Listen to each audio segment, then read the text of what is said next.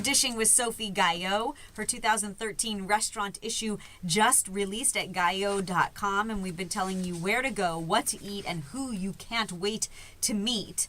Sophie, if you would disclose for the first time, everyone is going to hear the Restaurateur of the Year 2013, chosen by Gayot. Discerning palates know that the best travel reviews and hotel reviews and restaurant reviews come from Gayot.com. Well, the 2013 Restaurateur of the Year is Mr. Thomas Keller'a. You know, well deserved. Yeah, well deserved. You know, yes, he's such an amazing chef, and you know how he started?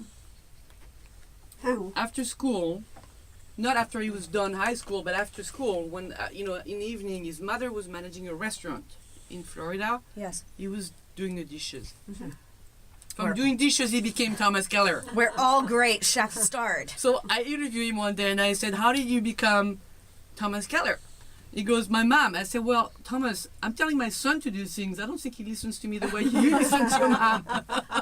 He knew it was in his blood. I think that there is a culinary creativity, a genius, a dedication to the kitchen that's inbred in some. And then the point about Thomas is a excellent, very good, amazing chef. But the other thing about him, he's a very nice person himself. And he's always very courteous and pays attention to everybody. And that's also that makes him a full person. Is that he's very good, very talented, and he's a very nice person. And then, one day I was touring his kitchen at Bouchon when it just opened in Beverly Hills, and I said, "Thomas, what is his kitchen that you have?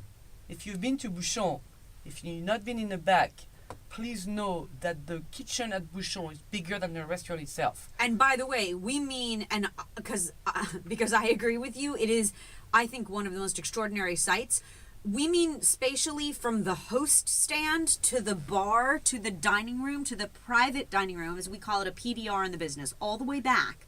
The kitchen is larger and wider than the entire space of the restaurant. And then there's a fridge item. There's a fridge for the milk and the eggs. There's a fridge for the vegetable. There's a fridge for the fish, and one for the meat. I mean, I it's think crazy. one of the greatest things about that kitchen is the big, huge. It's got to be an 80-inch television screen. Well, he has that in all his kitchens of all his restaurants. All the kitchens are wired, video together, so you can, when you're at Bouchon Beverly, you can see what's going on at French Laundry, and you can see what's going on at Percy, and vice versa when you're at Percy or the other Bouchon. They all watch each other, and it's sort of like the football game where picture in picture, you're in the small box and the other restaurants are in the big box, and the chefs learn from each other. So if one of them is putting together a foie gras preparation, he shows the other chef what he's making, and then it inspires a new garnish or a new dish. I think that it's the most interaction I've seen. Beverly Hills to New York and Napa. Spectacular. Really fabulous. And we, of course, with all the information on Gayot.com, won't get to all of it. We'll leave the top 10 steakhouses in the U.S. To those that will go online. This was the exclusive. You heard it here first. Call your friends. Check it And out. thank you again for the flowers Of course. for the that you gave me for the restaurant issue. And then thank you for having me. And then it was a pleasure. We're very proud to have been able to share this exclusive information. I'm happy you could do it. Just a few juicy tidbits right here in your radio and live every Sunday. Chef Jamie Gwen along with Lana in your radio.